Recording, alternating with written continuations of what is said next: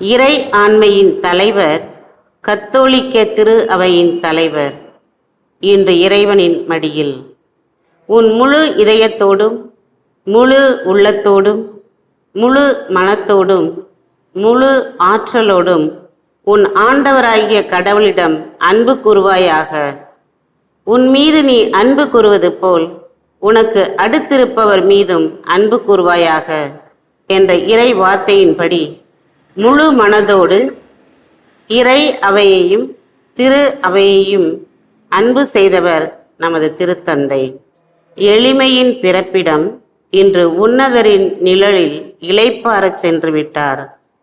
தாழ்ச்சியின் உறைவிடம் இன்று இறைவனின் தாளில் தஞ்சம் புகுந்து விட்டார்.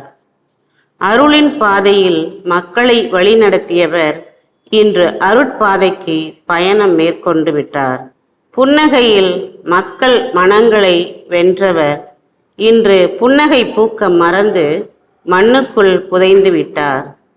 ஆண்டவர் அளித்தார், ஆண்டவர் எடுத்துக்கொண்டார் என்ற இறைவார்த்தையின்படி இறை திட்டத்தை நிறைவேற்ற இறைவனடி சேர்ந்து விட்டார். பெண்களை மதித்தவர் அன்னையின் அரவணைப்பில் மகிழ்வோடு வாழ சென்று விட்டார். திரு அவையை பொது நிலையினரை நோக்கி திருப்பியவர் இன்று திரு அவையை விட்டு சென்று விட்டார். சாதாரண வாழ்வை வாழ்ந்து இன்று சரித்திர நாயகனாய் உயர்ந்து நிற்கிறார்.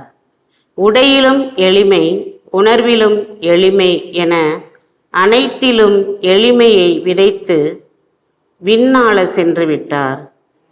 இறை வார்த்தையை வாழ்வாக்கியவர், இறை திட்டத்தை வாழ்ந்து காட்டியவர் வழியில் நாமும் பயணிப்போம். நான் ஆண்டவரின் அடிமை, உன் சொற்படியே எனக்கு நிகழட்டும் என்று கூறிய அன்னை மரியின் அன்பு வழியில் வாழ்ந்தவர் நமது திருத்தந்தை. இறைவனின் கடை ஊழியனாய் இறுதி வரை வாழ்ந்தவர். அவரது தூய ஆன்மா இறைவனில் நித்திய இளைப்பாறுதலை பெற நாம் அனைவரும் அவருக்காய் தொடர்ந்து ஜெபிப்போம்.